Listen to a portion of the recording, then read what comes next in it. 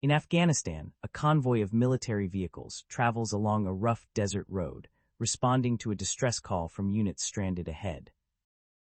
One of the soldiers climbs out of a vehicle, clearly irritated by the delay, complaining about the situation. Nearby, another soldier approaches him angrily, and they briefly shove each other as if about to fight. A moment later, it becomes clear the tension is more playful than hostile. They are brothers. After the brief scuffle, they laugh and hug before the older brother kneels down to inspect and repair the mechanical problem. While he works, the younger brother brings up something he has been thinking about: applying for the Ranger Assessment and Selection Program, one of the toughest paths a soldier can attempt. The older brother dismisses the idea at first, saying the program is brutally difficult and probably not worth the punishment. He tells his brother that if anyone should try, it should be him alone. But the younger one is clearly disappointed, reminding him that they had always talked about attempting it together. Seeing how much it matters to him, the older brother eventually gives in and agrees. Not long after, as the older brother heads back toward the convoy, disaster strikes. Without warning, a missile slams into one of the vehicles, erupting into a massive explosion.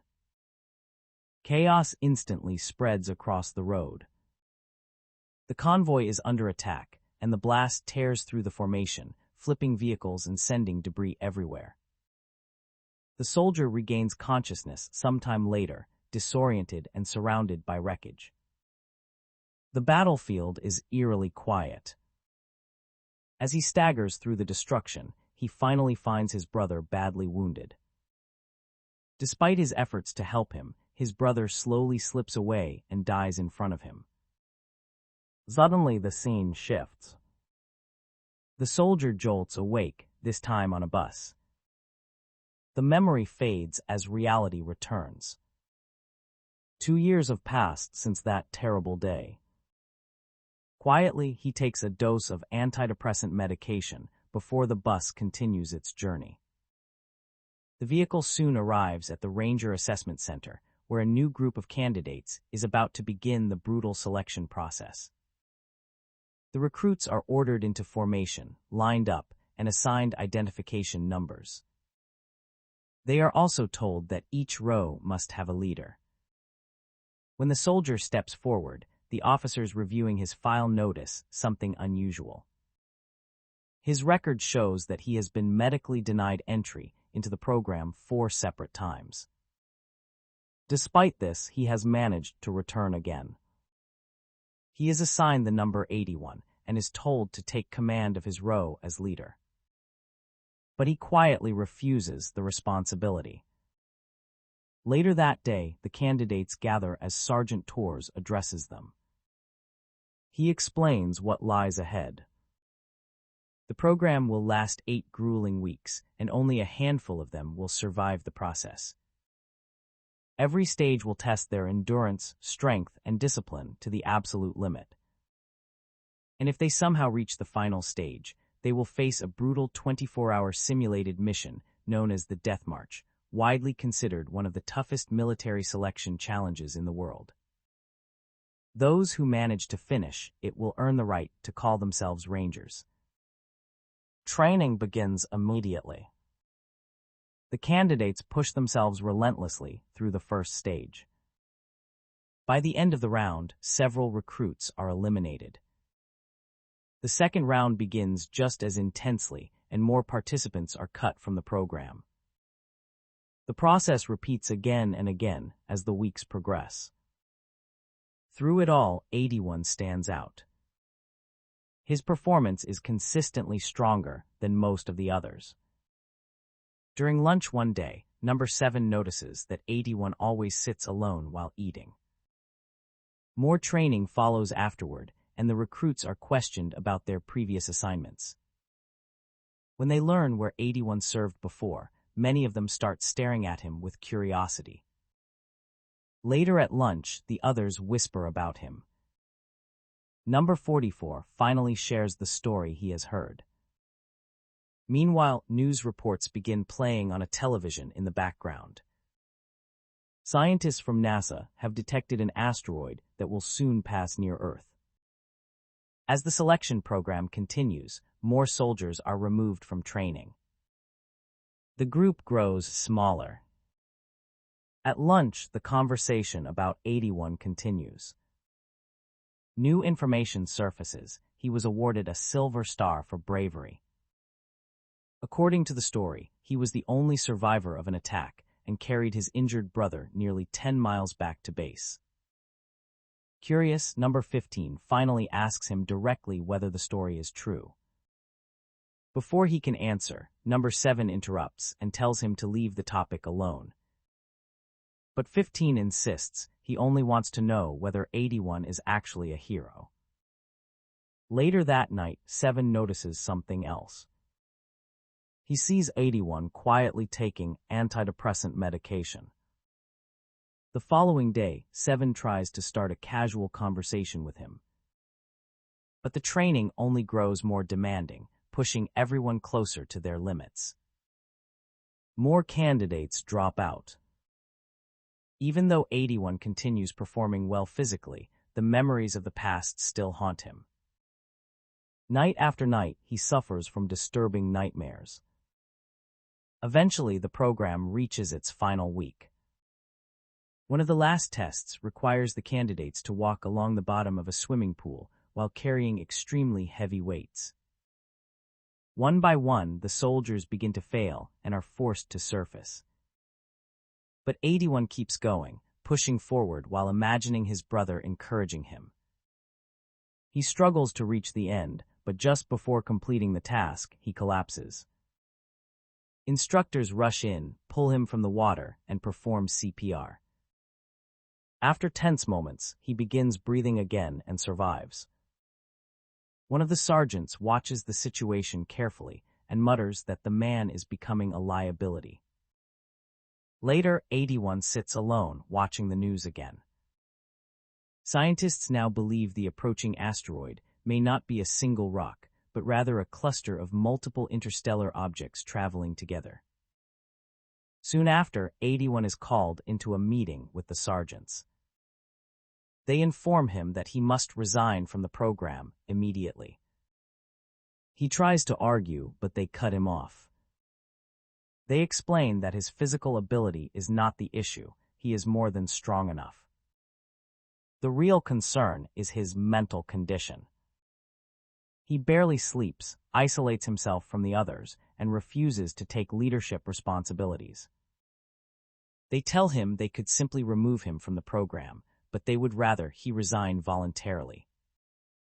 For a moment, he listens silently. Then 81 stands up, politely declines their request, and walks out of the room. The sergeants exchange looks, clearly annoyed, and begin discussing what they might do next.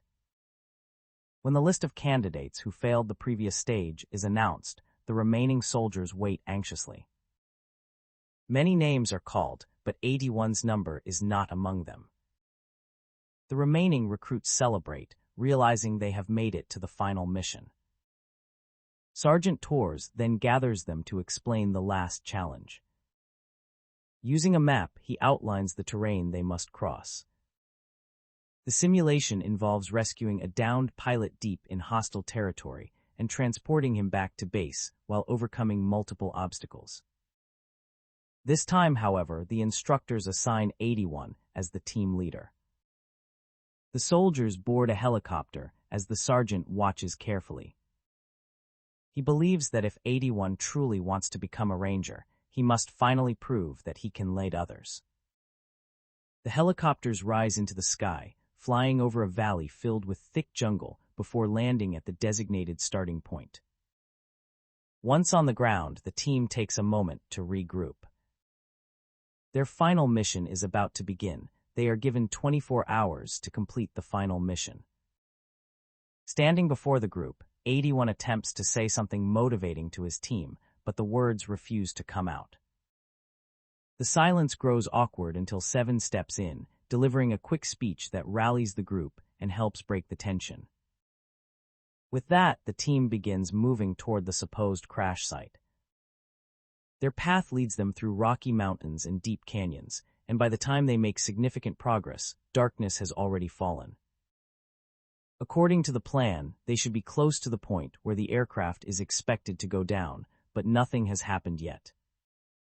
While they wait, Seven turns to 81 and asks if he can share something personal. 81 shuts the idea down immediately. He insists that they stay focused strictly on the mission and nothing else. A short time later, something streaks rapidly across the sky. The soldiers assume it must be part of the training simulation, perhaps staged by the instructors. Thinking little of it, they continue moving forward. When morning finally arrives, the group reaches the location where the aircraft is supposed to have crashed. They discover a wrecked plane, but something about it feels strange. The aircraft looks far too advanced for the scenario they were briefed on. Nevertheless, they follow the plan. The team prepares explosive charges so they can blast open the wreckage and extract the pilot, who is supposed to be inside as their rescue objective. As they begin working, one of the soldiers mentions that his compass isn't functioning properly. 81 checks his own and notices the same issue. At the same time, 111 reports that their communication equipment has completely lost signal. The only thing they can hear in the distance is a strange howling sound echoing through the area. Assuming all of this must be part of the training exercise, the soldiers continue placing the charges around the aircraft.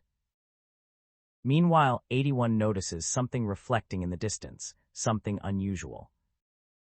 He asks 44 to watch his back while he moves away to investigate. The explosives are finally set. As 81 reaches the distant spot he was checking, he discovers the remains of another aircraft, one that has been completely destroyed. It quickly dawns on him that this must be the real crash site. At that exact moment, the charges detonate behind him. But instead of tearing open the wreckage, something impossible happens. The aircraft they planted explosives on remains perfectly intact, without even a scratch. Then it begins to move. The structure slowly shifts, glowing brighter as parts of the craft start rearranging themselves. The metal panels unfold and rotate until the entire machine lifts upright, revealing itself as a gigantic robot-like structure. Before anyone can react, it emits a wide blue laser scan that sweeps across the soldiers. Moments later, the light turns red, locking onto one of them. A weapon extends from the machine, and a blast fires instantly. The soldier is obliterated. The rest scatter in panic. Another man tries to escape but is struck as well, collapsing instantly. 7 dives into cover, managing to avoid the machine's sight for a moment before sprinting away. The machine then targets 44, but 81 rushes forward just in time and pulls him out of the firing line. Without hesitation, they run into the jungle while the machine unleashes more shots behind them. The group eventually reaches a steep pit and stops, unsure how to proceed. But the machine launches an explosive projectile toward them. The blast detonates violently, throwing them down the slope. They tumble through rocks, branches, and thick forest. When they finally stop, the situation is dire. One soldier has been impaled by a sharp wooden branch, and 7's leg is severely injured. 81 slowly regains consciousness. As he looks around at the chaos, memories of Afghanistan flash through his mind. His own fingers have been dislocated during the fall, but he painfully snaps them back into place. Ignoring the pain, he rushes to a soldier who is screaming in panic and quickly silences him before the noise attracts the machine. Working together, the remaining men carefully remove the branch from the wounded soldier and try to stabilize him. Afterward, 81 helps move 7 to a safer corner of the pit. Everyone is confused and shaken, trying to understand what they just encountered. They soon realize they need the radio equipment that 111 was carrying. Without wasting time, 81 climbs back up toward the wreckage to retrieve it. He eventually finds 111's body, but the communication device is completely destroyed. Nearby, he notices another soldier barely alive, crawling weakly across the ground. Before 81 can reach him, the machine appears again. The robot scans the soldier, locks onto him, and fires instantly. The man is killed in seconds. Back in the pit, the injured soldier's condition is rapidly worsening. The others do their best to help him, but his injuries are too severe. Despite their efforts, he dies. Moments later, 81 returns. Breathing heavily, he tells them they must leave immediately. The machine is actively tracking them. 15 asks what the thing even is, but 81 admits he has no idea. All he knows is that it is following their trail. To escape the pit, he throws a rope down. One by one, the soldiers rappel downward along the steep drop. 96 and 81 attempt to help 7 descend safely, but 96 insists that 81 move ahead while he assists 7. As 7 slowly slides down the rope, 81 checks his compass again and realizes the machine is very close. Suddenly, the robot appears behind 96 and fires. The explosion kills him instantly. 7 hits the ground hard, letting out a cry, but 81 quickly covers his mouth to silence him. A moment later, 96's body crashes down beside them. The machine slowly approaches the cliff above them and begins scanning the terrain. The soldiers press themselves tightly against the rock wall, trying not to move. The machine scans across the area and almost passes them entirely, but 15's foot slips, catching its attention. Immediately, the soldiers bolt. The machine unleashes a barrage of gunfire as they race through the jungle. It then switches weapons and launches multiple explosive devices toward them. They sprint through the forest, dodging blasts and shockwaves as best they can. Eventually, the machine stops firing and retracts its weapon. By this point, the surviving soldiers emerge into a wide, open grassland. Exhausted, they collapse onto the ground to catch their breath. 81 kneels beside 7 and begins examining his injured leg. As he works, another wave of panic hits him, the trauma of the past threatening to overwhelm him again. 7 notices and grabs his hand, reassuring him and helping him steady himself. 81 asks for morphine to dull the pain, but when they check their gear they realize the supplies were shattered during the fall. 7 tells him to proceed anyway. Taking a deep breath, 81 resets the broken bone and secures it with a bandage. The pain causes 7 to lose consciousness. They secure him onto a stretcher. Meanwhile, 15 grows increasingly frustrated, pointing out that they still cannot contact base and have no idea what is happening. At that point, 81 reveals something important. The aircraft they found earlier wasn't actually their objective. He saw the real wreckage. It was simply an old fighter jet. Their only chance now is to cross the terrain and reach the designated finish point, where the rest of the training unit should be waiting. 15 doubts that there is even a finish line anymore. But 81 insists it is their only possible option. The group discards any unnecessary equipment to lighten their load. Then they continue moving forward. The group continues pushing through thick jungle until they reach a wide river rushing with powerful currents. The water moves violently along one side of the bank, making crossing extremely dangerous. 81 studies the river carefully before giving instructions. He tells the others to take out their ropes. His plan is simple. He will swim across to the opposite bank and secure a line so the rest can cross safely. Without hesitation, he ties the rope around his waist and jumps into the freezing water. The current immediately fights against him, dragging him sideways and threatening to pull him downstream. But 81 forces himself forward, swimming with everything he has. Back on the shore, 44 holds the rope firmly while the others brace themselves. Minutes pass. For a moment, they completely lose sight of 81 in the raging water. Just when it seems he may have been swept away, his head finally emerges on the opposite side of the river.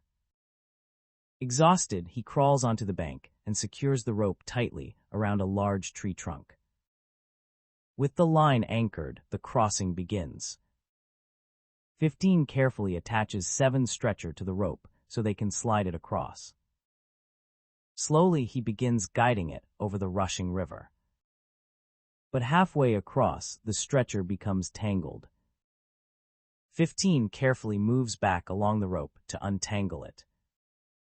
As he works, one of the knots suddenly loosens. The stretcher slips. 7's body swings dangerously, now hanging helplessly above the raging water. Seeing the danger, 81 immediately moves onto the rope, heading back toward them, while 44 stabilizes the line from the opposite side. The remaining soldiers struggle to keep the rope steady under the increasing strain. They finally reach the center point and attempt to lift 7 back into position. That's when 81's compass suddenly begins spinning wildly. The machine has returned. Before anyone can react, the towering robot appears nearby and locks onto the soldiers gripping the rope. A powerful blast erupts, killing them instantly. The rope snaps. Everyone plunges into the river. The violent current immediately drags them downstream toward a rocky cliff edge. As the others fight to stay afloat, 81's leg becomes tangled in the rope still attached to him. The machine steps directly into the river, towering above them, and begins firing again. It raises one massive foot, about to crush 81. At the last second, 81 pulls out his knife and cuts the rope binding his leg. He drops beneath the water just as another blast strikes the surface. When he resurfaces, he sees 7's stretcher drifting away in the current. Despite his exhaustion, he swims after it and manages to catch up. Together they are carried toward the cliff edge. Moments later, the river plunges downward into a roaring waterfall, pulling them over the edge. The fall is brutal. 81 struggles to breathe as the water slams him against the rocks below. Desperately, he grabs hold of a large stone relic sticking from the ground to keep from being swept away again. Eventually, the surviving soldiers manage to pull both him and 7 out of the water. 7 is still alive. Nearby, a soldier from the training unit, the one assigned to wait at the finish point, helps them recover. He points them toward the direction of the finish line. As they prepare to continue, something disturbing floats past in the water, the severed head of one of their fallen teammates. Silently, they begin moving again. After some time, they reach a wide grassland. While crossing it, they stumble upon something unexpected, a trap placed by the instructors for the exercise. A rope is tied to a flare device meant to signal the end of the mission. 81 realizes they must be close to the base. But when they finally arrive, the sight before them is shocking. The base is completely destroyed. Buildings are reduced to rubble, and equipment lies scattered everywhere. At first, they assume the machine must have caused the devastation. But 15 points out something strange. The machine had been behind them the entire time. Looking around, they notice the communications tower has collapsed. That explains why their radios stopped working earlier. As 81 studies the damage more closely, he notices a massive path carved through the mountain behind the base. It looks like something enormous crashed through the terrain. Suddenly it makes sense. The object must be connected to the asteroids reported in the news. Whatever that machine is, it clearly didn't originate on Earth. A faint noise interrupts their thoughts. They discover one of the sergeants, barely alive and severely burned. He tries to speak, but dies moments later. While searching the wreckage, 81 discovers a military tank partially buried under debris. Realizing it may be their only chance of survival, he immediately begins trying to repair it. 15 grows furious. He accuses 81 of acting like nothing affects him. He says not everyone is emotionless like a hero. The others are just ordinary men who get tired, afraid, and overwhelmed. The comment triggers something inside 81. He suddenly charges toward 15, shouting that he is not a hero. He confesses the truth. He never actually made it back to base with his brother. When he regained consciousness, he was already in a hospital. His brother had died before he arrived. The doctors later told him that he collapsed just 100 yards away from the base. His brother was still alive at that moment, but died because 81 passed out before reaching help. Now he says none of this is about them anymore. They must fix the tank, return to the starting point, and warn everyone about the threat coming. Looking at the tank more closely, 81 realizes the vehicle is stuck in debris and cannot move unless the engine is started. He tries to start it, but nothing happens. Then 15 steps forward. Using his mechanical knowledge, he manages to repair the ignition system. The engine roars to life. They attach ropes to the tank and begin pulling together. Using every ounce of strength they have left, they drag the heavy vehicle free. Inside the tank, 44 discovers food supplies and quickly shares them with the others. They carefully place 7 inside the vehicle. Just as they are preparing to leave, a flare suddenly shoots into the sky behind them. Everyone freezes. The machine is close again. They quickly climb into the tank. The compass begins spinning wildly once more. Another flare shoots upward in the distance. One of them suddenly realizes something terrible. The tank has no ammunition. Without hesitation, 15 jumps out and runs back to search for shells. He finds some crates and loads them into his arms. But as he turns to return, the ground begins shaking. The machine is approaching again. He runs toward the tank as fast as he can, but before he reaches it, a blast strikes him. The ammunition falls from his hands as he collapses. He doesn't survive. The others quickly load the shells he managed to throw toward them. 44 slams the accelerator, and the tank begins moving just as explosions erupt behind them. They load the shells and fire directly at the machine. But the rounds simply bounce off its armored body. 44 sharply turns the tank, while the others are thrown violently against the interior walls. The machine continues firing, and flames briefly ignite inside the vehicle before they manage to put them out. The tank's armor absorbs multiple heavy impacts. Still, the machine begins to slow slightly. Seeing the opportunity, they push forward at full speed. But 81 quickly realizes something terrifying. The machine only slowed down so it could launch explosives. One by one, dozens of explosive charges begin raining down in front of the tank. Incredibly, 44 manages to steer through the explosions, weaving the heavy vehicle between blasts while everyone inside is thrown around violently. The tank plows forward through the detonations. Then the machine launches nearly 100 more explosives toward them. The vehicle loses control and slides dangerously before tipping over the edge of a cliff. 44 struggles desperately to keep the tank balanced while the others cling to whatever they can. Slowly, the vehicle stabilizes again. For a moment, everything goes quiet. They can no longer see the machine. 81 believes they may have finally escaped. But suddenly, a massive shadow appears above them. The machine drops from the sky and lands directly in front of the tank. This time its front panels open, revealing an enormous blue energy core. A powerful beam begins forming inside it. The tank swerves sharply as they attempt to escape. Behind them, the machine fires an enormous laser blast. And now it looks furious. Inside the battered tank, the remaining soldiers open fire with their rifles, unleashing everything they have at the towering machine.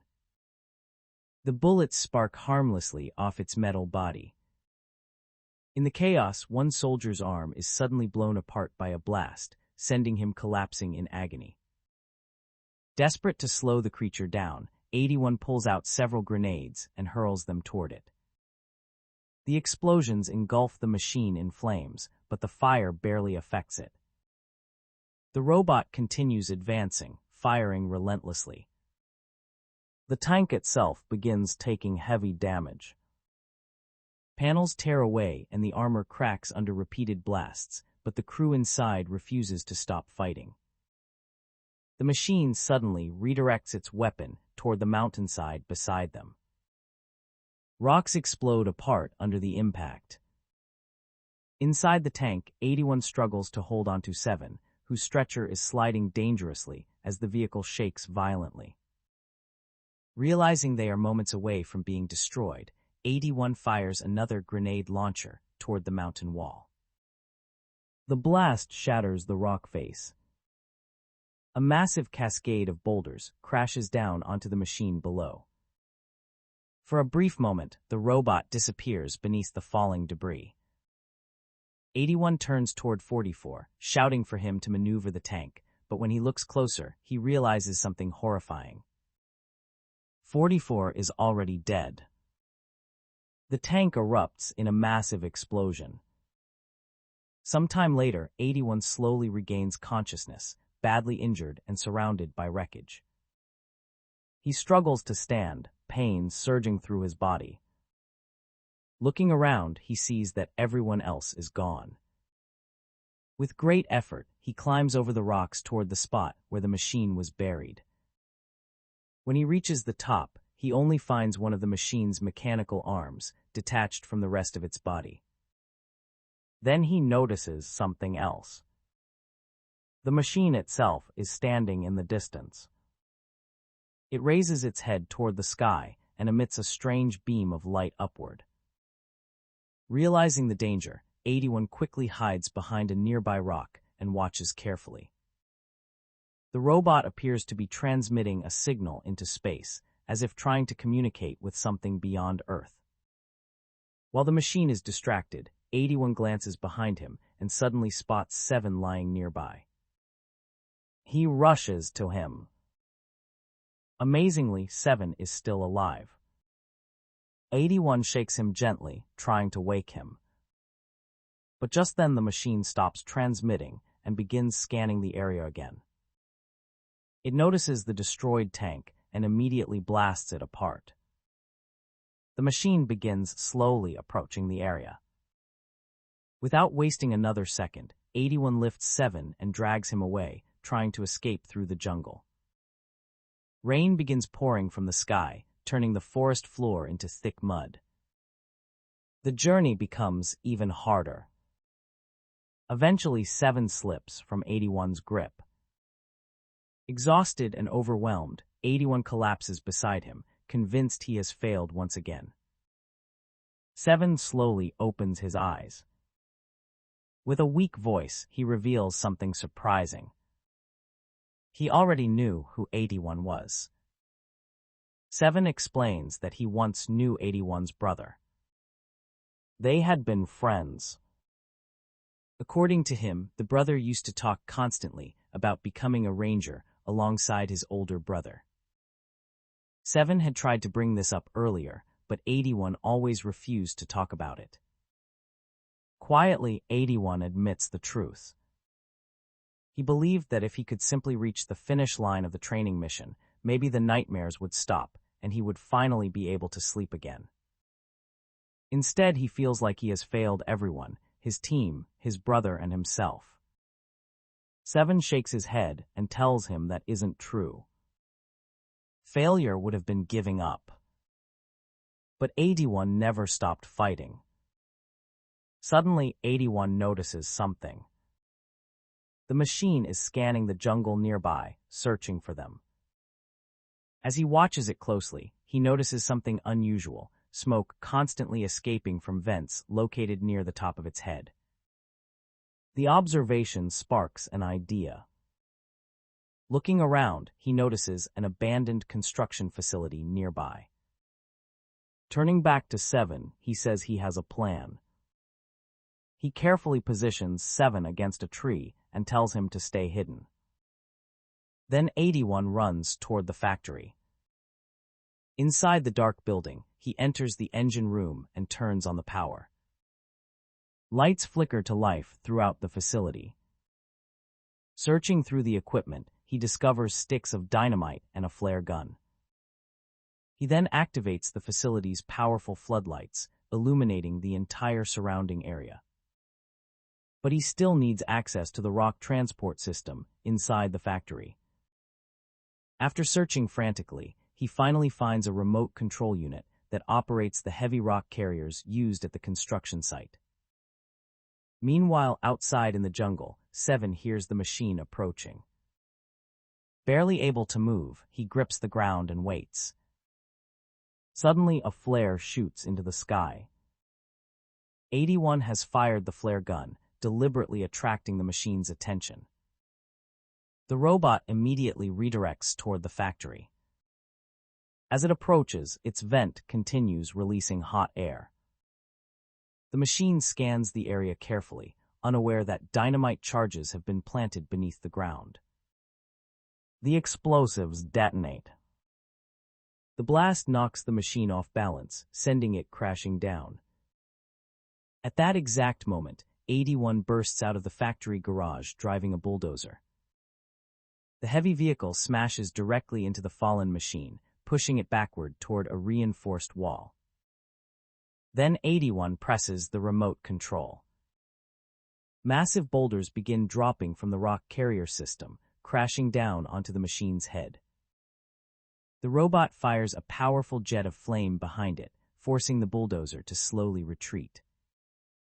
As the machine tries to rise, its front panels begin opening again, preparing to unleash the devastating blue laser beam. But 81 accelerates forward once more, ramming the bulldozer into it again and pinning it against the wall. More and more rocks continue falling, slowly blocking the machine's vent system. The bulldozer begins malfunctioning under the stress, barely able to move anymore. But by now, the vents are nearly sealed. Without its cooling system, the machine begins overheating. Its weapons start misfiring wildly. One stray blast strikes a nearby tower, causing it to collapse toward the bulldozer. 81 jumps out just in time before the tower crashes down. The machine continues overheating until its entire body begins glowing. Moments later, it explodes violently. The massive robot collapses lifelessly to the ground. But the blast ignites nearby explosives scattered around the site. Realizing the entire place is about to blow, 81 runs as fast as he can, climbing over the rocks and diving away just as a massive chain reaction erupts behind him. The entire facility explodes.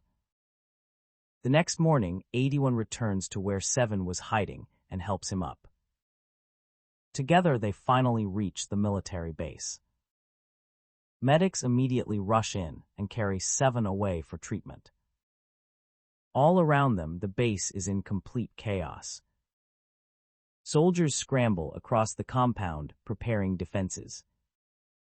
81 is approached by Sergeant Sharon, who reveals the terrifying truth.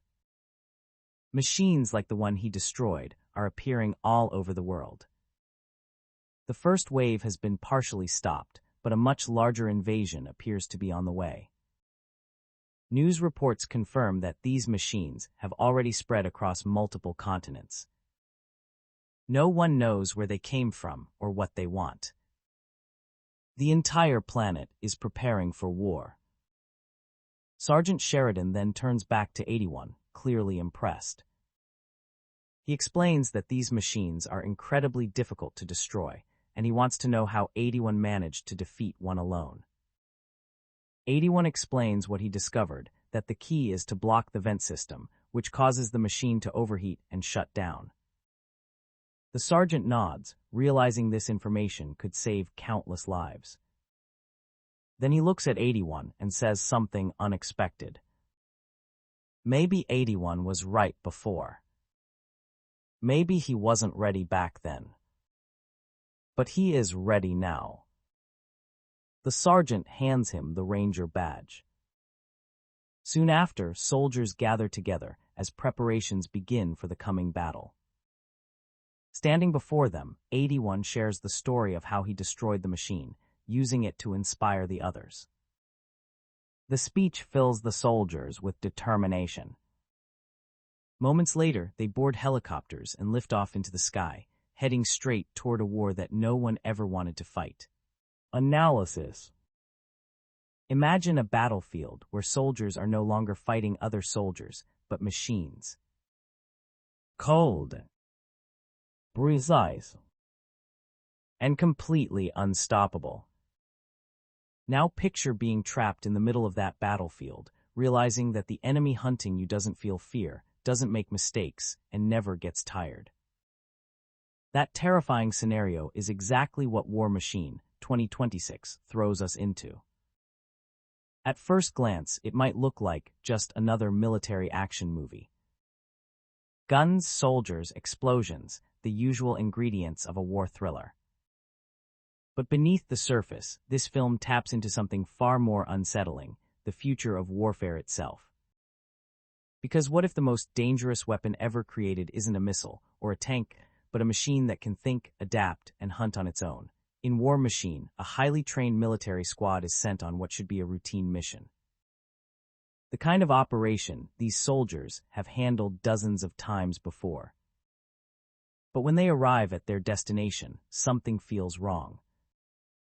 The battlefield is quiet.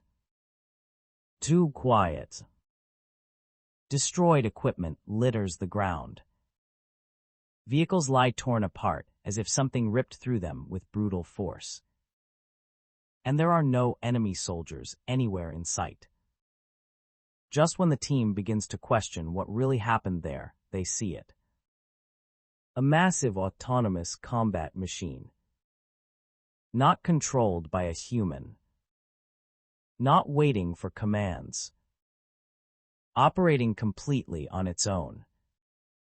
And in that moment, the soldiers realize something horrifying. They're not here to stop a weapon. They're being hunted by one. What follows is a brutal survival story where strategy, courage, and teamwork are the only things standing between these soldiers, and a machine designed for one purpose, domination on the battlefield. But here's the real question the movie quietly asks. If machines are built to win wars for us, what happens when they learn they don't actually need us anymore? And that's where the story of War Machine 2026 truly begins. Before we dive deeper into the chaos and survival that unfolds in War Machine 2026, let's take a moment to understand what kind of film we're dealing with. Because this isn't just another action movie filled with explosions and gunfire. At its core, War Machine is a science fiction military thriller that blends futuristic technology with the gritty realism of modern warfare. It takes the familiar setting of a military mission and slowly transforms it into something far more terrifying, a battle against technology that has evolved beyond human control. Released in 2026, the film places us in a world that feels uncomfortably close to our own. There are no distant galaxies, no alien civilizations, and no far-future cities. Instead, the story unfolds in a rugged, isolated landscape, a place where communication is limited, support is far away, and survival depends entirely on the people standing beside you. The story begins with a specialized military unit being deployed on what appears to be a routine mission. Intelligence reports suggest unusual activity in a remote mountainous region. The objective seems simple: investigate the area, assess the threat, and report back. For a team of experienced soldiers, this kind of mission is nothing new. But when they arrive, something immediately feels off. The terrain shows clear signs of destruction, abandoned equipment, wrecked vehicles, and an eerie silence that hangs over the entire area. There's evidence that something powerful has already passed through here, something capable of wiping out an entire operation without leaving a trace of survivors. At first, the soldiers assume they are dealing with enemy forces, or perhaps a rogue military experiment gone wrong. But as the investigation continues, they begin to realize the truth. The threat they're facing isn't human. It's a fully autonomous war machine, an advanced combat system designed to operate without direct human control. A weapon built to adapt, analyze, and eliminate threats with ruthless efficiency. And the worst part, once the team encounters it, the mission instantly changes. This is no longer an investigation. It becomes a desperate struggle to stay alive against a machine that was designed for one purpose: winning wars at any cost. And as the soldiers soon discover, defeating something like that is far easier said than done. So what exactly makes War Machine 2026 more than just another action-heavy war movie? On the surface, it looks like a military action thriller: soldiers, weapons, tactical operations, and intense battlefield encounters. But the moment the central threat reveals itself, the film quickly shifts into something much deeper. At its core, War Machine is science fiction grounded in reality.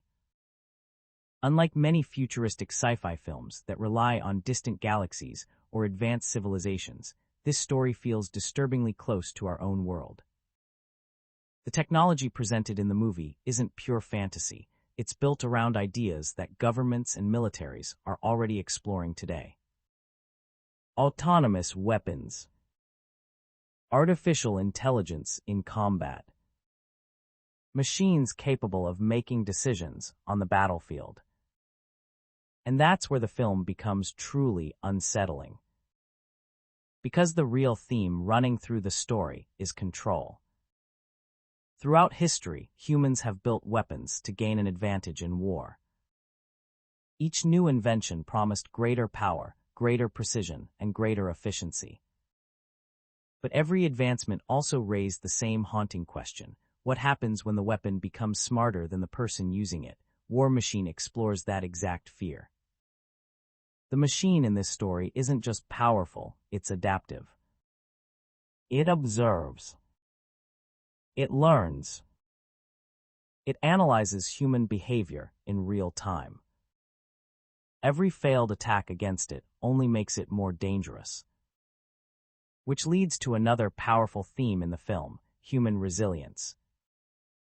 When technology becomes overwhelming, the only advantage the soldiers have left is something machines cannot replicate easily: instinct, creativity, and the ability to think unpredictably. The film constantly contrasts these two forces. On one side, a machine built for perfect efficiency. On the other, humans relying on experience, emotion, and teamwork. Emotionally, the tone of the movie stays tense and gritty from start to finish. There are no guaranteed victories and no heroic shortcuts. Every decision the characters make carries consequences, and survival is never certain. Because in this story, the battlefield isn't just about firepower. It's about a terrifying possibility. The possibility that the most dangerous enemy humanity could ever face is something we created ourselves. Now let's dive into the heart of the film, the story itself. War Machine 2026 begins with a specialized military squad deployed to a remote mountainous region after intelligence satellites detect unusual activity in a restricted zone. Communication signals have gone dark, and previous teams sent to investigate have completely disappeared. From the very beginning, something feels wrong. As the squad moves deeper into the terrain, they start noticing disturbing signs. Military vehicles are scattered across the landscape, torn apart like toys. Equipment lies abandoned. Entire sections of the area look like they've been hit by an invisible storm of destruction. But there are no enemy soldiers. No gunfire. No survivors. The silence itself becomes unsettling. At first, the team assumes they might be dealing with a rogue military operation or a classified experiment gone wrong. But before they can piece together what happened, the truth reveals itself in the most terrifying way possible. Out of the fog of the mountains, something begins to move.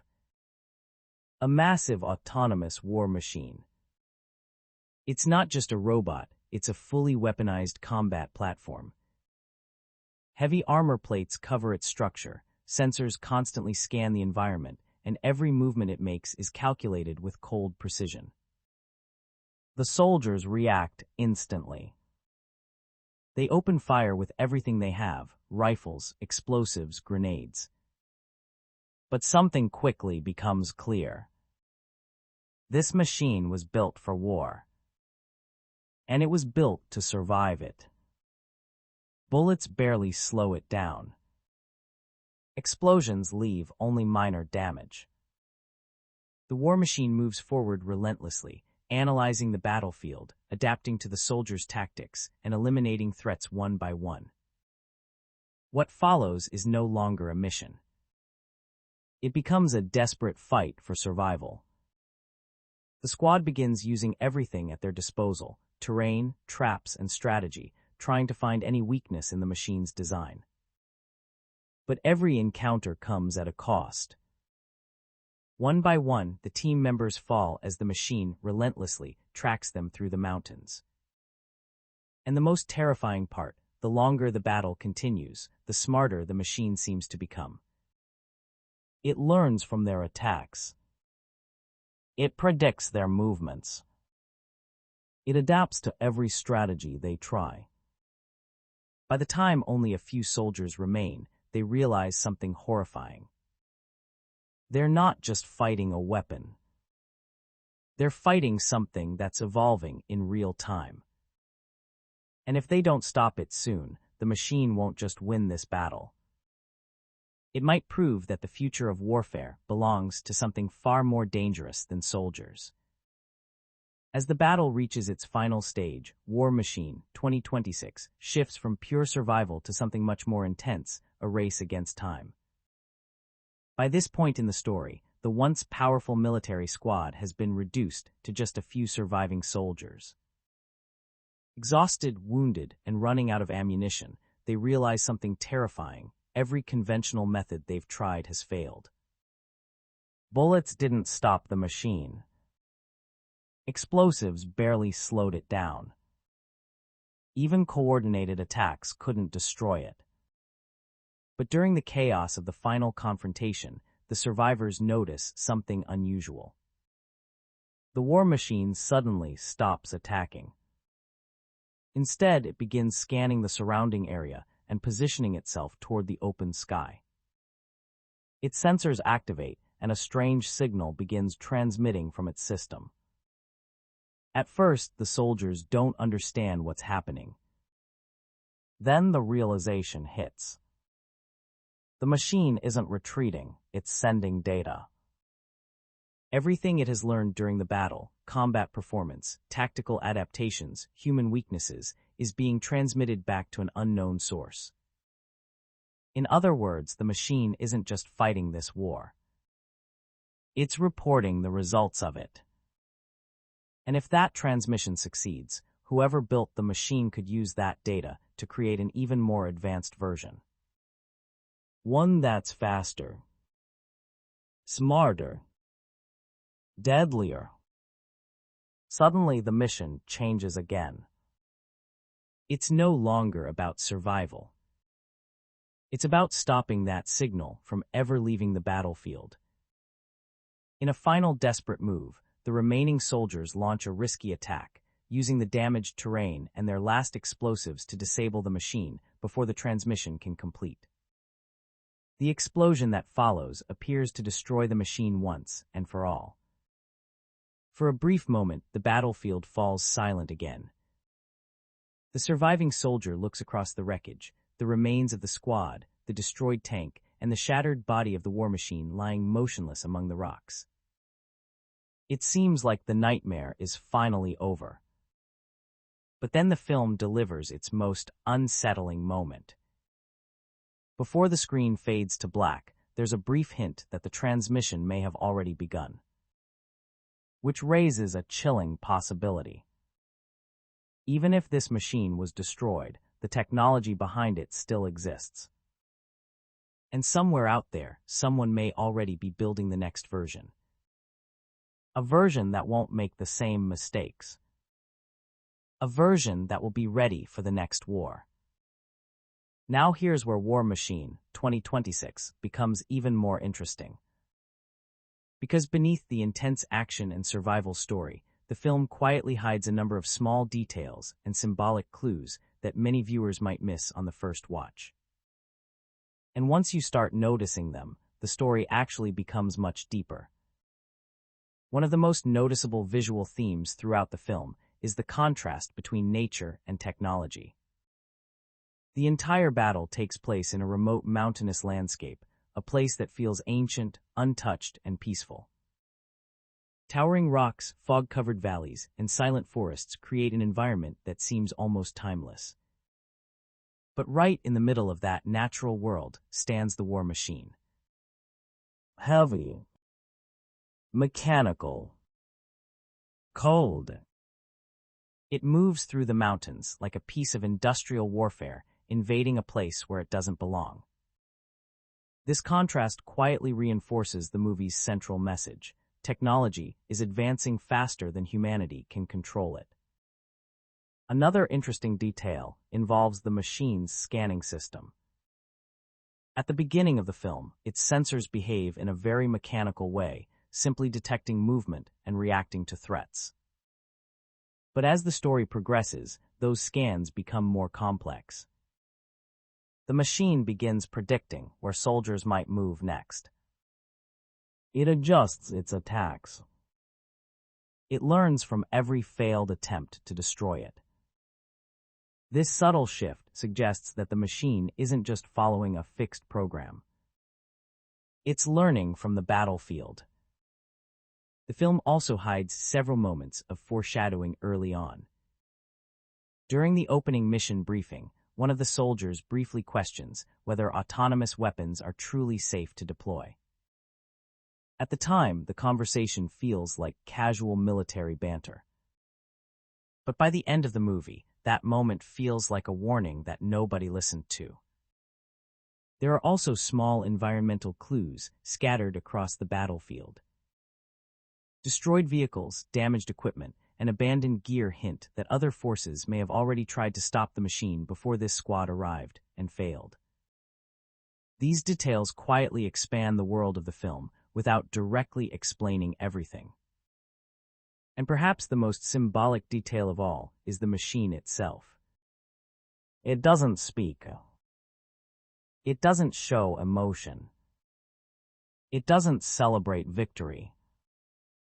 It simply completes its mission with perfect efficiency.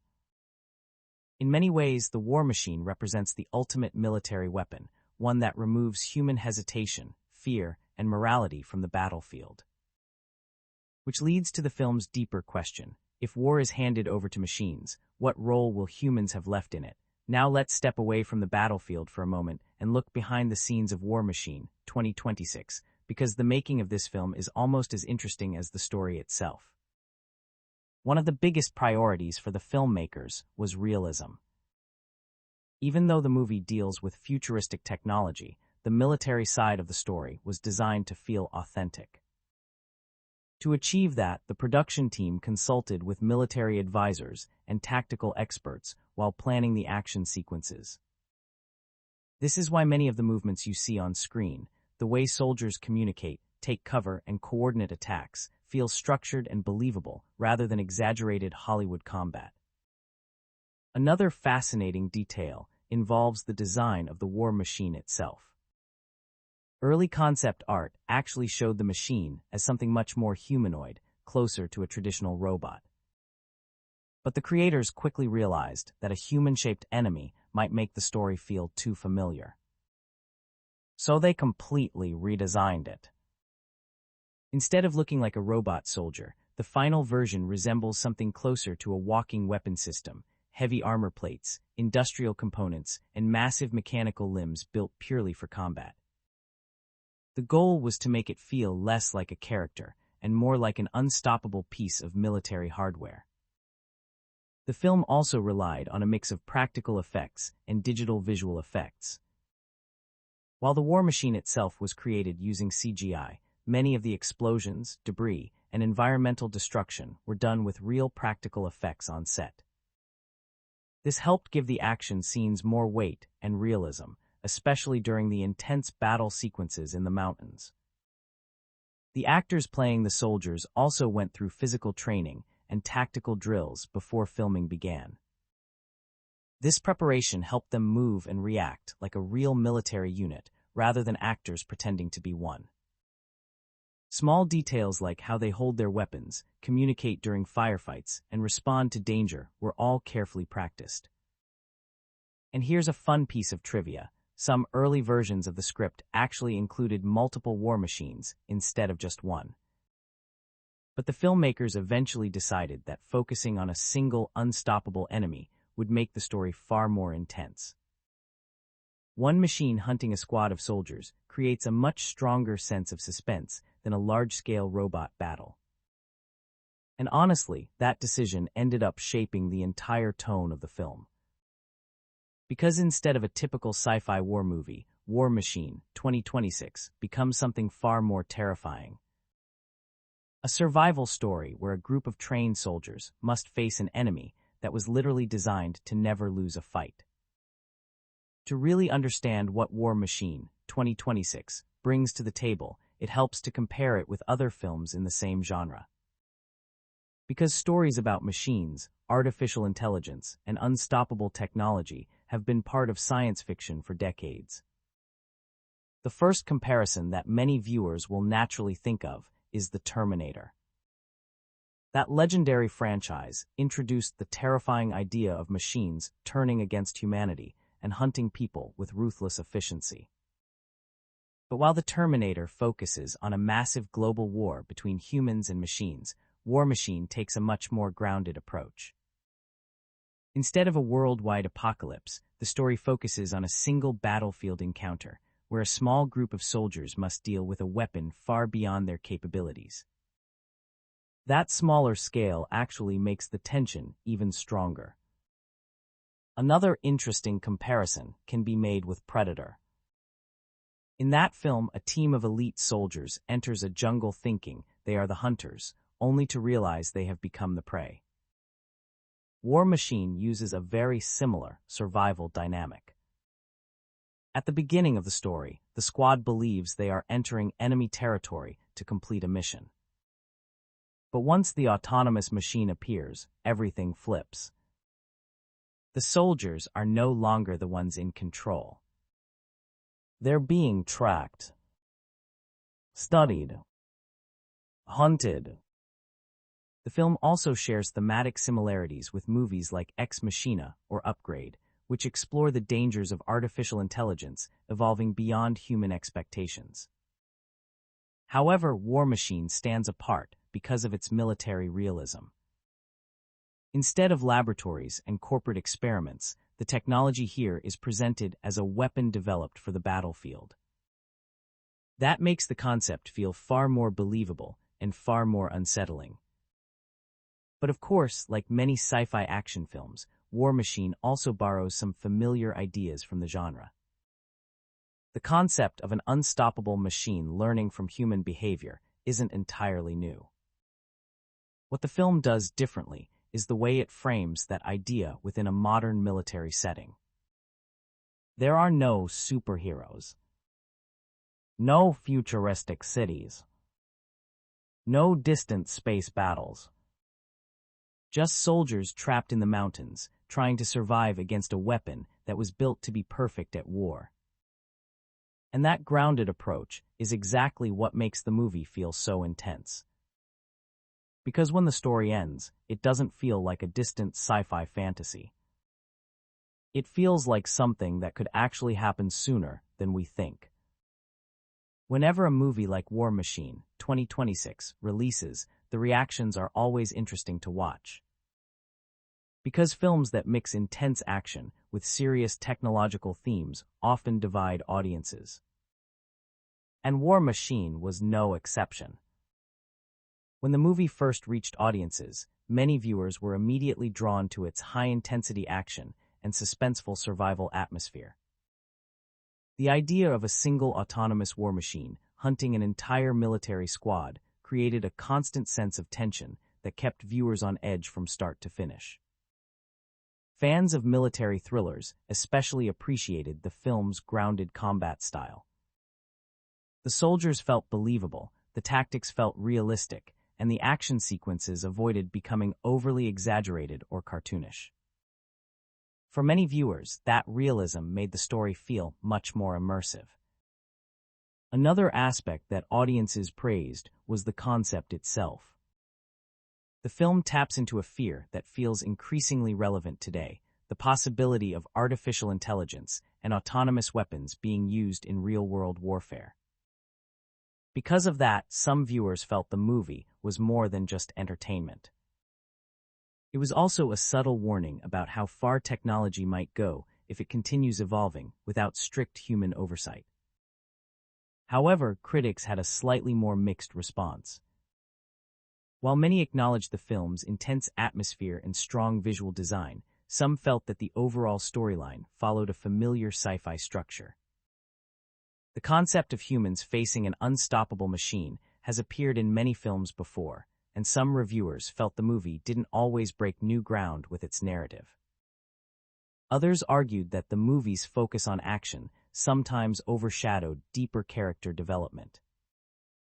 Despite those criticisms, War Machine still found a strong audience among fans of gritty science fiction and survival thrillers.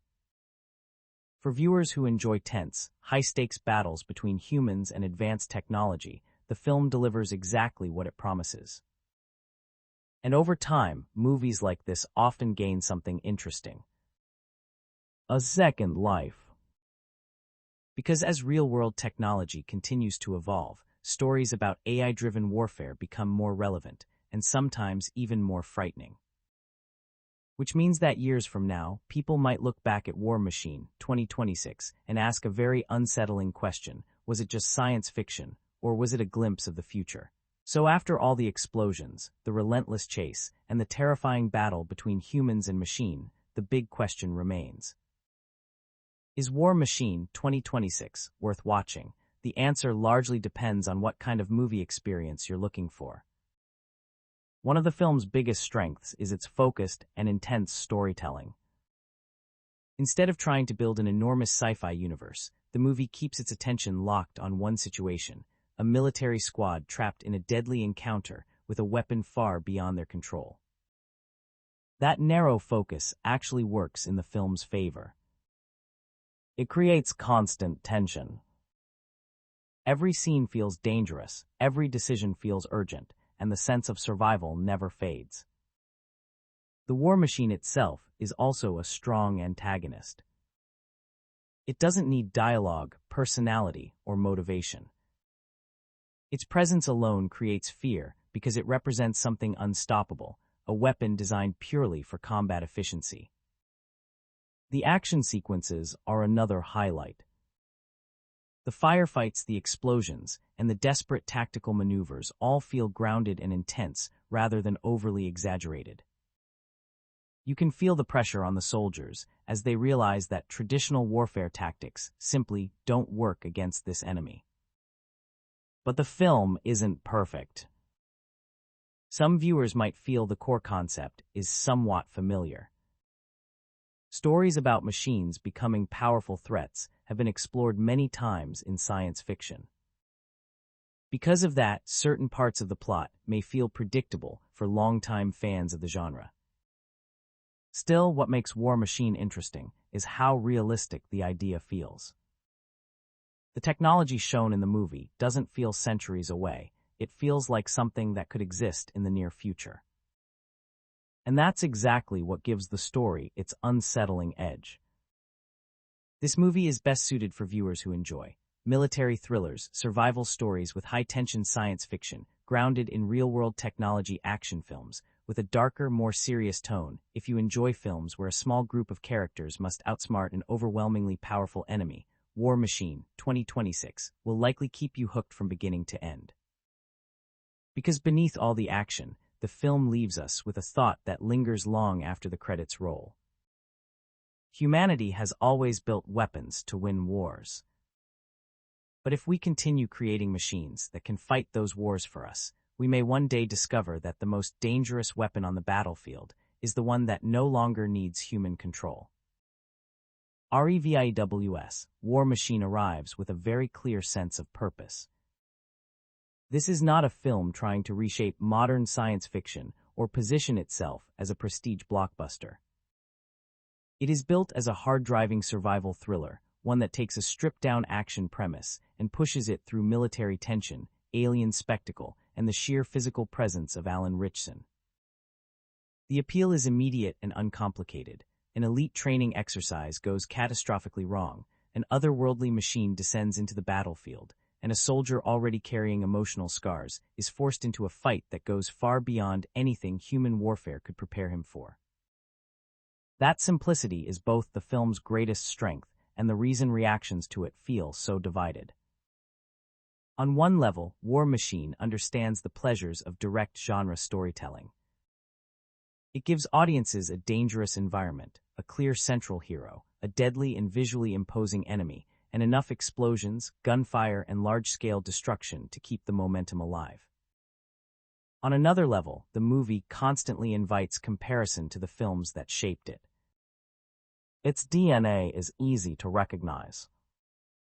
There are traces of Predator in the isolated soldiers versus unknown threat setup, hints of RoboCop in the mechanical design of its alien antagonist, Echoes of Battle, Lowe's Angels and Independence Day in its military versus extraterrestrial framing, and moments where the entire experience feels like a cinematic fusion of older sci-fi war stories filtered through the logic of modern streaming action.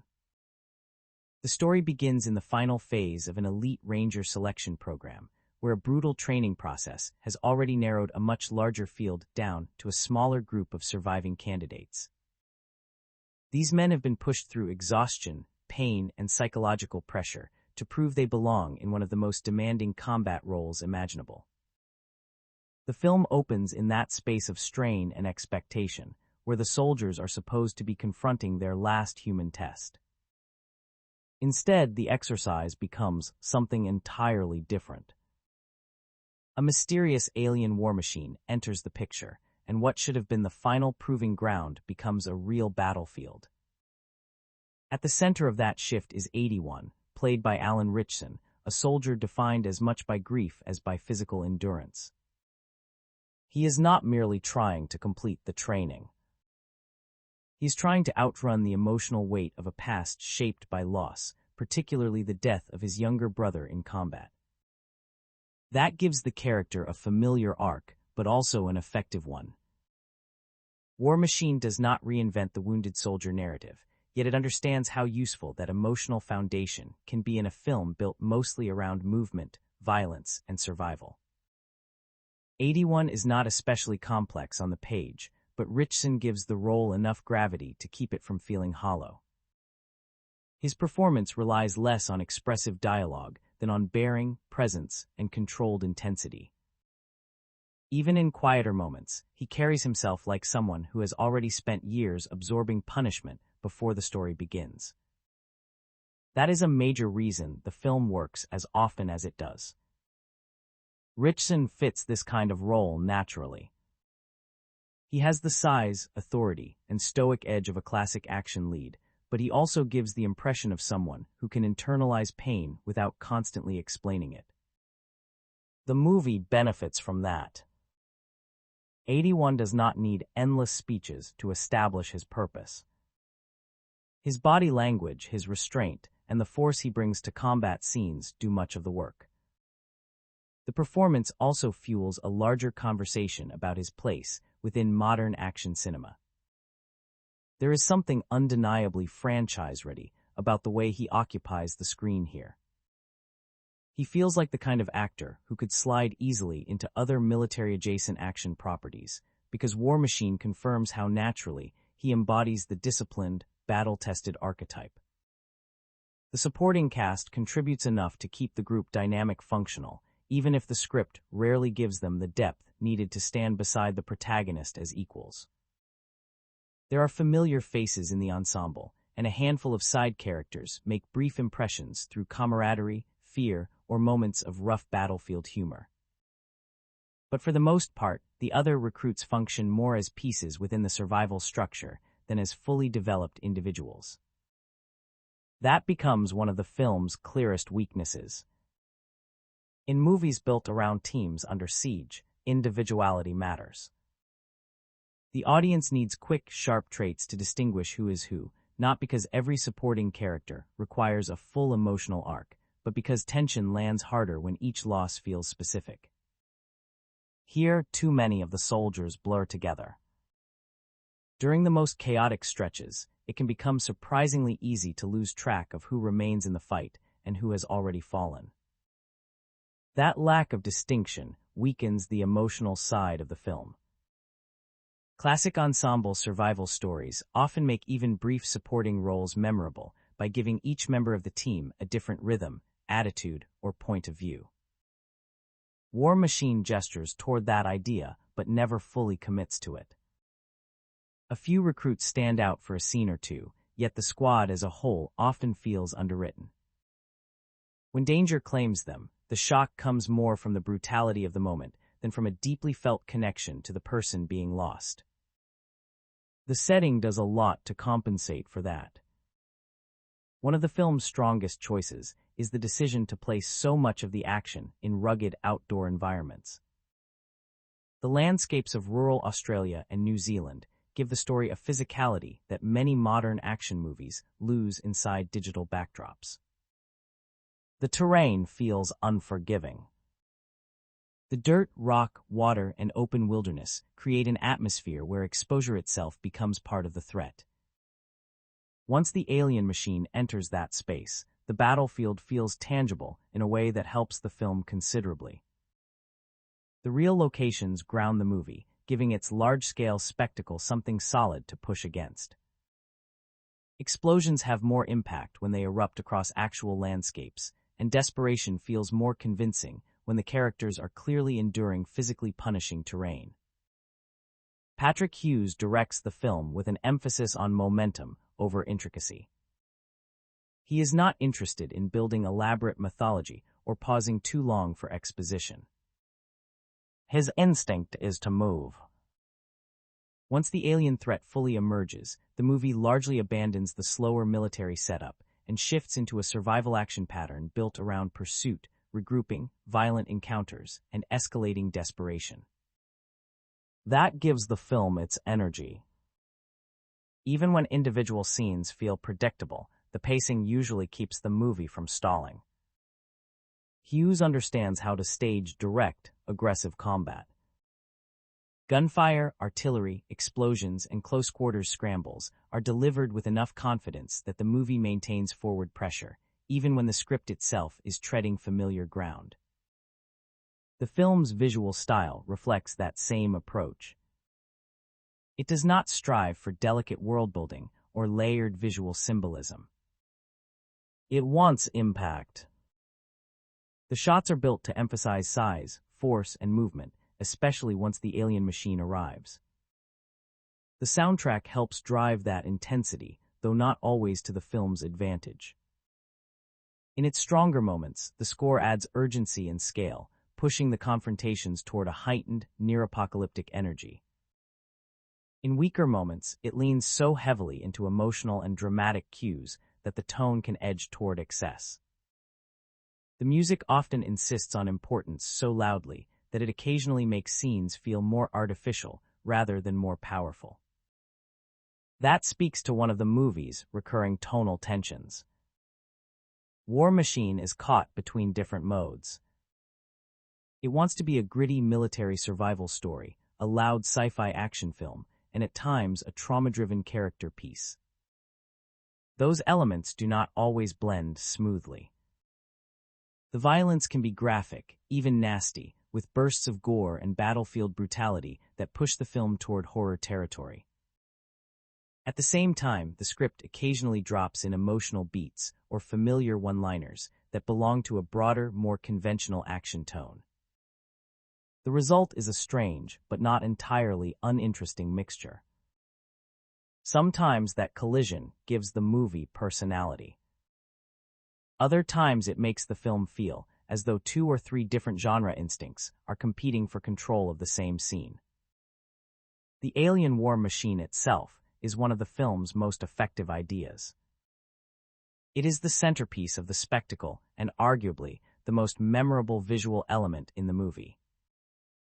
Rather than a biological hunter, the threat here is mechanical, a towering extraterrestrial weapon designed for pursuit and destruction.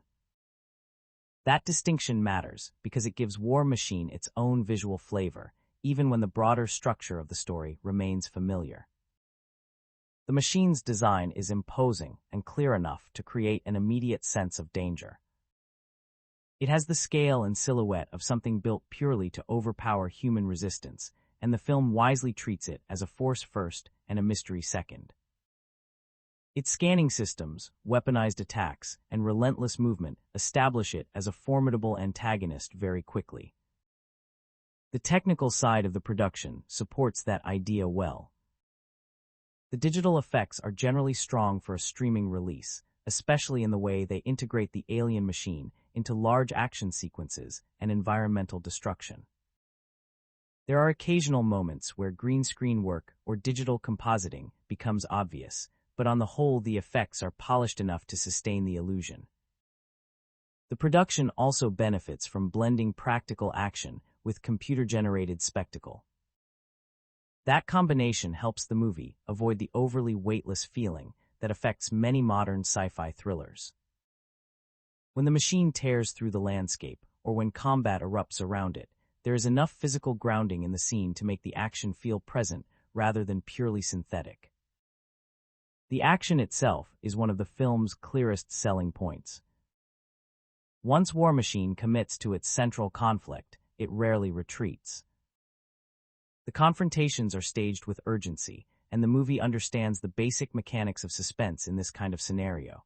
Keep the enemy overwhelming, keep the soldiers mobile, and make survival feel uncertain enough that every regrouping feels temporary.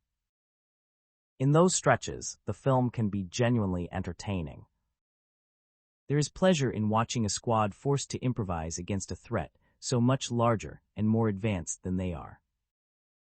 The structure becomes almost a cat-and-mouse survival game, with the team trying to understand the machine's limits while staying alive long enough to act on that information. That said, the film's dependence on action also creates one of its central problems.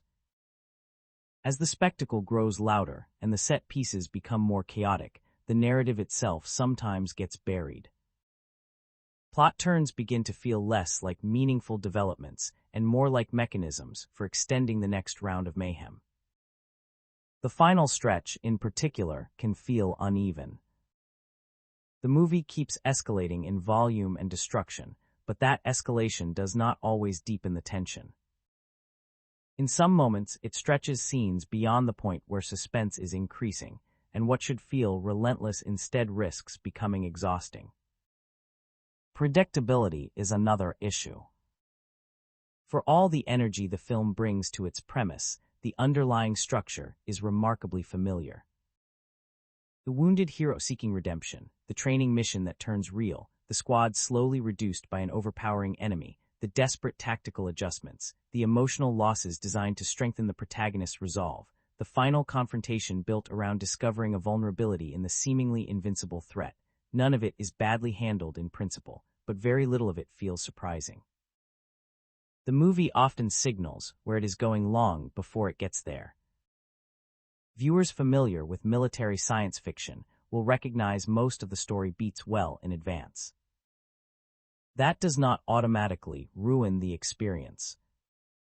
Familiarity and entertainment are not opposites. War Machine often survives on execution rather than originality. The problem is that the film keeps getting close to ideas it could deepen, and then moving on before they become more than functional genre markers. 81's Grief is one example. It gives the film an emotional axis, but the movie only explores it in broad strokes. The elite training program is another. The setup suggests a brutal selection process that could have shaped the group more distinctly, yet the script rarely takes full advantage of that environment to define the recruits as individuals. The alien invasion angle raises larger questions about motive, scale, and humanity's place in the conflict, but the film mostly leaves those implications hanging in the background. Some viewers may actually prefer that restraint. There is an argument to be made that War Machine works best because it avoids overcomplication.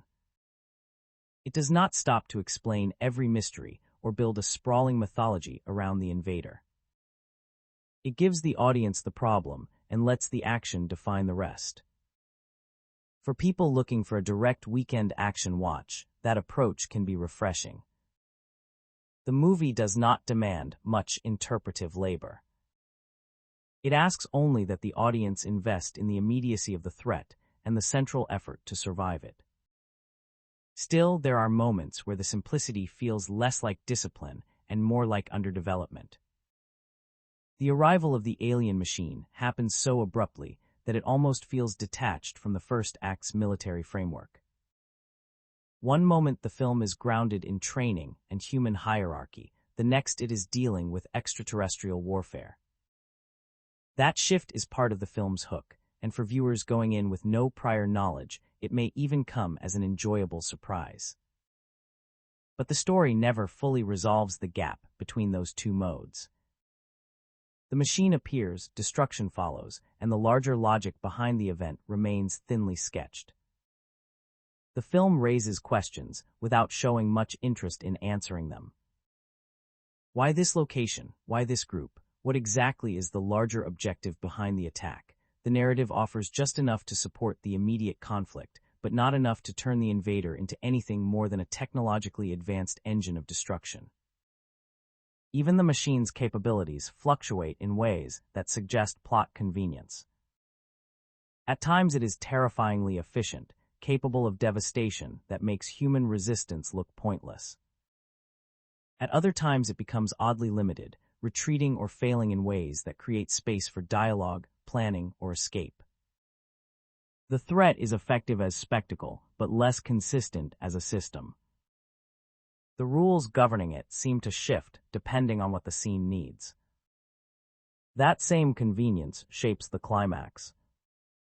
The final solution hinges on exploiting what amounts to a weakness in the machine's cooling system, a choice that at least ties the protagonist's improvisation into the story's resolution, but also raises the kind of practical questions the film would rather the audience not ask too closely. The idea works on the level of action movie logic. It is less convincing if treated as serious science fiction. Questions of realism extend beyond the alien design. The film's military details have been a major point of friction in reactions to it. War Machine introduces its recruits as candidates for one of the most elite military paths possible, which naturally creates certain expectations about discipline, procedure, and tactical awareness. Yet once the threat emerges, the group often behaves in ways that feel surprisingly careless. Characters stand exposed when caution would seem obvious. They cluster in open areas, delay reactions to danger, and at times panic in ways that undercut the image of hardened soldiers. For viewers with real military knowledge, those moments are likely to break immersion. The film also includes smaller details in the training environment and presentation of the recruits that feel inconsistent with the reality it is invoking. There is, however, a reasonable counterpoint built into the premise itself. These are not fully qualified Rangers. They are trainees in the final stage of selection, people being pushed toward elite status but not yet fully formed by it. Seen that way, some of their uncertainty and tactical mistakes make more sense. They are not veteran super soldiers. They are recruits dropped into an impossible scenario before they are ready. That interpretation does not fix every questionable choice, but it does soften the criticism. In a film like this, perfect realism was never the primary goal anyway. War Machine is ultimately much closer to a combat fantasy than a military procedural. Thematically, the film revolves around resilience, guilt, and the search for redemption through action. 81 is defined by his inability to let go of the dead, and his determination to survive becomes inseparable from his need to justify his own continued existence. That is standard material for the genre, but it serves its function well enough. The emotional stakes remain personal, even when the story's larger threat is cosmic. The film also hints at a broader idea in its final moments, when it raises the question of why an alien force would attack humanity at all. The suggestion, however faint, is that from an outside perspective human beings may appear aggressive long before they consider themselves threatened. That thought gives the story a brief philosophical edge. It does not transform the film into a meditation on war, but it adds a final layer beyond the explosions. One of the more interesting conversations surrounding War Machine concerns where it sits within the current streaming era. The film often feels like a product shaped by both creative instinct and platform logic. It has enough craftsmanship, visual ambition, and committed performance to rise above total disposability, but it also carries the unmistakable structure of something designed to be immediately legible and easy to consume. It is the kind of movie that understands attention spans, trailer moments, and algorithm-friendly hooks. That does not make it cynical by default, but it does contribute to the sense that the film was engineered to deliver a recognizable form of entertainment, rather than to challenge the form in any serious way. In that sense, the movie almost works as a case study in what a modern mid-tier action spectacle looks like. It has a larger-than-life lead, a high-concept threat, polished enough visual effects, strong location work, and a clear understanding of its lane. What it lacks is the extra layer of writing or character depth that might have turned it into something more memorable. There are flashes of that stronger version throughout. The training premise could have sustained more character-focused tension. The alien invasion angle could have expanded the stakes in more unsettling ways. The psychological burden carried by 81 could have been woven more tightly into the rhythms of the survival narrative. None of those missed opportunities destroy the film, but they do explain why it often feels like it is circling the edges of a better movie without fully becoming it. That said, War Machine is far from a failure. In many respects, it succeeds at exactly what it sets out to do. It provides a loud, energetic, visually aggressive science fiction action ride anchored by an actor who understands how to carry this kind of material. Ritchson remains the film's strongest asset from beginning to end. Even when the dialogue lanes into cliché or the plotting drifts into convenience, he keeps the movie from losing its center. His performance is not transformative, but it is committed, physically convincing, and sturdy enough to support the film through its rougher stretches. The action sequences are often engaging. The creature design is strong. The rural landscapes give the movie an atmosphere many larger productions would envy. The pacing, though uneven in the final act, is generally brisk. The runtime does not bloat the way so many modern genre films do. For viewers who approach it with realistic expectations, that may be enough. War Machine is the kind of movie that plays best when accepted as a spectacle-first survival thriller rather than evaluated as groundbreaking science fiction. It is not especially subtle, and it is rarely surprising, but it knows how to keep moving. It understands the value of a clear hook, a credible hero, and an enemy big enough to justify the scale of the chaos. It delivers enough moments of tension, brutality, and visual force to sustain interest across its runtime. At the same time, it is difficult to call the film truly memorable. It borrows too much too openly, leaves too many side characters undefined, and relies too heavily on familiar emotional and structural shortcuts to rise into the top tier of the genre. The movie is watchable, often fun, occasionally impressive, and sometimes frustrating. It lands in that increasingly rare middle ground where a film can be both solid and forgettable, enjoyable in the moment without feeling essential afterward. That may actually be the most honest place to leave it. War Machine is neither a disaster nor a hidden masterpiece. It is a robust, sometimes clumsy, often entertaining military sci-fi thriller that delivers exactly the kind of Friday night streaming experience many viewers are looking for. It gives Alan Ritchson a strong vehicle, even if not the strongest possible script. It stages its action with confidence, even if the surrounding narrative lacks surprise. It builds an intimidating central threat, even if that threat remains more functional than fascinating. And in the end, that combination leaves the film as something perhaps more valuable than its harshest critics allow. A straightforward, high-energy piece of genre filmmaking that understands its lane, commits to it fully, and offers just enough force, style, and spectacle to make the ride worth taking. War Machine becomes even more interesting the longer you sit with the reactions it provokes, because the film is constantly caught between admiration for what it does well and frustration over what it refuses to become.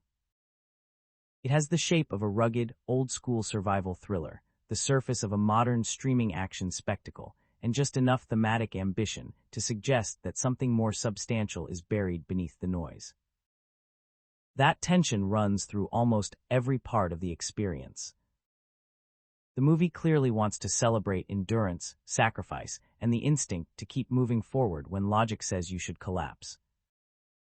At the same time, it keeps leaning on genre shortcuts that make its emotional and narrative ambitions feel smaller than they could have been. One of the clearest examples of that comes through in the dialogue. The film often frames its soldiers in highly elevated terms, emphasizing duty, toughness, and the superiority of elite military discipline with a level of seriousness that can feel excessive. In moderation, that language helps establish the harsh world these characters inhabit and the mindset they have been trained to adopt. But the script returns to those ideas so often that the tone occasionally starts to feel repetitive. Instead of sharpening the film's sense of identity, the speeches sometimes flatten it, reducing complex emotional situations into declarations of grit and loyalty. The more the movie insists on the nobility of its military framework, the more it risks sounding less like organic character expression and more like a thematic slogan repeated until it loses force. That is partly why some viewers read the film as a kind of military myth-making exercise dressed in science fiction armor. The story repeatedly presents soldiers as humanity's frontline shield against impossible threats, and it does so with a tone that is often reverent rather than questioning. Whether that reads as simple genre tradition or something more ideological will depend on the audience, but the perception matters because it shapes the entire atmosphere of the film. When War Machine works best, it feels like a survival story about unprepared men being forced into a nightmare far beyond their training. When it leans too heavily on heroic rhetoric, it becomes easier to see the machinery underneath the drama, and the illusion of spontaneity starts to disappear. Even so, Alan Ritchson remains the factor that keeps the movie from tipping fully into caricature. Whatever limitations the script places on the character, he gives 81 enough weight to hold the center of the story. He is asked to play a soldier crushed by grief, defined by trauma, and driven by the need to prove himself through relentless endurance. That is not a new blueprint, but Ritchson's performance makes the familiarity easier to accept. He does not overplay the emotional damage. He lets it sit behind the eyes, in the posture, in the stubborn physical commitment of a man who treats movement itself like a survival mechanism. The role asks him to be wounded, stoic, and unstoppable all at once, and while the writing rarely surprises, his presence keeps the film grounded in something tangible. That is why so much of the conversation around the film circles back to him. There is a strong sense that he belongs in this part of the cinematic landscape. He fits naturally into the tradition of action heroes who can carry a movie through force of will, even when the script is working from borrowed materials. At the same time, War Machine also exposes the risk of that alignment. If he continues to take roles built from the same ingredients, military trauma, physical dominance, quiet intensity, redemptive violence, he may become so closely tied to one mode of performance that the roles begin to blur together. The film proves he can carry this kind of material. It also quietly suggests that he deserves material with a little more imagination around him. The central premise still has undeniable power. A soldier in the final stage of Ranger training, already carrying the loss of his brother like an open wound, suddenly finds himself confronting an alien machine released into the wilderness by what appears to be an asteroid impact. It is a strong setup because it turns a controlled environment into chaos almost instantly. A final test becomes a real war. Training collapses into survival. The distinction between preparation and reality vanishes in a matter of minutes. That transformation gives the first act much of its momentum. Early on, the film is able to build real suspense from uncertainty alone. The men do not understand what they are facing. The training environment offers no useful rules for this kind of encounter, and the audience is watching a military story mutate into something stranger and more dangerous. For viewers who go into the film without knowing where it is headed, that transition is one of its most effective qualities. The opening stretch can feel genuinely tense because it allows the scenario to evolve before fully revealing what kind of movie it wants to be. The problem is that once the transformation is complete, the film gradually becomes easier to predict. The mystery of the shift gives way to a more familiar rhythm of confrontation, retreat, loss, regrouping, and one last desperate attempt to bring down the threat. The opening promises instability. The rest of the movie settles into recognizable patterns. That predictability would matter less if the characters surrounding 81 were more sharply drawn. But this remains one of the film's recurring weaknesses. There are moments when individual recruits briefly emerge through attitude, humor, or friction within the group, and a few actors manage to carve out a bit of space for themselves despite the limited material. Yet the squad as a whole remains frustratingly generic. Too many of the supporting soldiers are defined by a single functional trait rather than a memorable personality. One is reckless, one is loyal, one is wounded, one is there to create tension, one exists largely to be endangered, and several others barely separate themselves at all. In a film where danger is supposed to feel immediate and losses are meant to matter, that lack of individual identity keeps the emotional register lower than it should be. It also contributes to the sense that the film is built more from action logic than from dramatic logic. The supporting characters often feel as if they were arranged according to what the plot needs rather than who they are. When tension rises, they behave in ways designed to move the sequence forward. When the story needs emotion, they deliver a brief, humanizing beat. When the action requires casualties, they become vulnerable. The movie is constantly functional in that way, always moving, always feeding the next burst of spectacle, but rarely stopping long enough to let the people inside the scenario feel fully alive. That same tension between function and imagination shapes the alien threat. The war machine is still the film's most arresting visual concept, but the longer the story goes on, the more its limitations start to show. As an image, it works.